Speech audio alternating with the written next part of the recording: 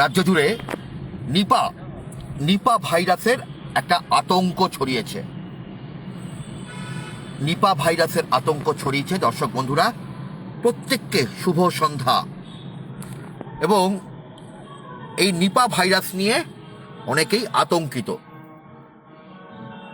আপনাদেরকে জানাই যে নিপা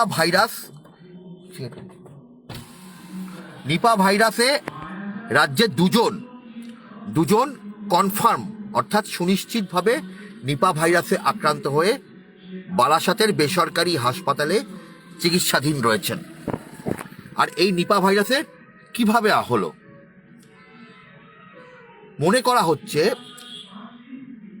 পূর্ব বর্ধমান জেলার কাটোয়ার বাসিন্দা যে মহিলা নার্স, যিনি বারাসাতের বেসরকারি হাসপাতালে কর্মরত ছিলেন, তিনি গত মাসে একটা পারিবারিক অনুষ্ঠানে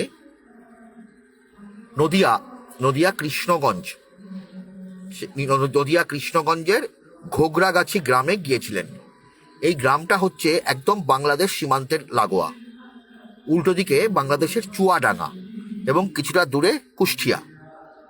আর বাংলাদেশ জুড়ে এই মুহূর্তে গত বেশ কয়েক মাস ধরে এই নিপা ভাইরাসের বাড়ন্ত, এবং এই বাংলাদেশের এই যে চুয়াডাঙ্গা, কুষ্টিয়া, এই সমস্ত জায়গাগুলোতেই নিপা ভাইরাস যথেষ্ট পরিমাণে হচ্ছে। কল্যাণী এইমসের চিকিৎসক দল তারা যেটা পর্যবেক্ষণ করেছেন, এই যে আক্রান্ত হওয়া যে নার্স, তার পরিজন এবং এই গ্রামের বাসিন্দাদের সঙ্গে কথা বলে তারা আশঙ্কা প্রকাশ করছেন যে এই যে সীমান্তবর্তী যে এই গ্রামটি, এই গ্রামে গিয়ে গত মাসের ডিসেম্বর মাসে যখন এই আক্রান্ত তরুণী গিয়েছিলেন সেখানে পারিবারিক বিয়ের অনুষ্ঠানে যোগতে, সেখানে গিয়ে তিনি ভোরবেলা খেজুরের রস খেয়েছিলেন। আর সেই খেজুরের রস খেয়েই বিপত্তি, খেজুরের রস থেকেই তার নিপা ভাইরাস হয়েছে, এমনটাই মনে করছেন কল্যাণী এইমসের চিকিৎসকরা। কেন না, ফ্রুট ব্যাট, ফল খেকো বাদুড়, এই ফল খেকো বাদুড় হচ্ছে বিপজ্জনক। এই ফল খেকো বাদুড় তার অত্যন্ত প্রিয় খাদ্য হচ্ছে, প্রিয় পানীয় হচ্ছে এই খেজুরের রস।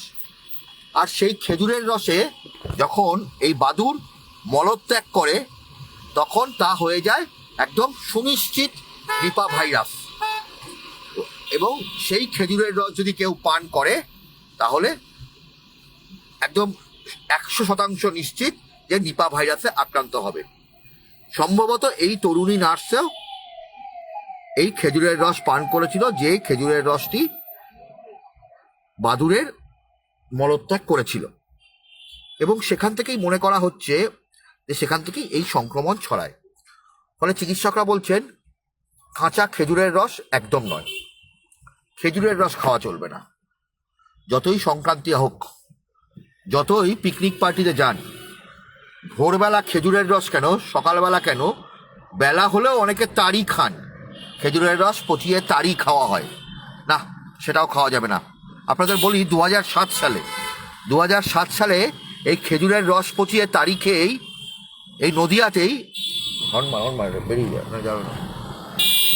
নদিয়াতেই একজনের মৃত্যু হয়েছিল, এক চাষির মৃত্যু হয়েছিল, এবং তার সংস্পর্শে আসা আরও 4 জনের মৃত্যু হয়েছিল এই নিপা ভাইরাসে আক্রান্ত হয়ে। খুব বাজে রোগ, সুদূর প্রসারী প্রভাব এই নিপা ভাইরাসের। সুতরাং দর্শক বন্ধুরা, প্রত্যেকে সাবধানে থাকবে। গৌতম মোদক কালীগঞ্জ নয়, পারহ্যাপস কৃষ্ণগঞ্জ হবে। ঠিক আছে, আমি নিশ্চিত, আমি এটাকে আরও একবার ক্রস চেক করছি। গৌতম বাবু, অবশ্যই খুব গুরুত্বপূর্ণ তথ্য আপনি দিলেন, আমি নিশ্চয়ই আরেকবার জেনে নিচ্ছি। যাই হোক, যে জিনিসটা জানাচ্ছিলাম যে প্রত্যেকে সাবধানে থাকবেন, কিন্তু ভয় পাওয়ার কোনো কারণ নেই। মানে যেগুলো আধ খাওয়া ফলমূল, সেগুলো ভালো করে ধুয়ে খেতে হবে, পারলে এড়িয়ে যাবেন। যে কোনো ফলমূল, শাকসবজি ধুয়ে খাবেন, চিকিৎসকরা সেরকমটাই বলছেন।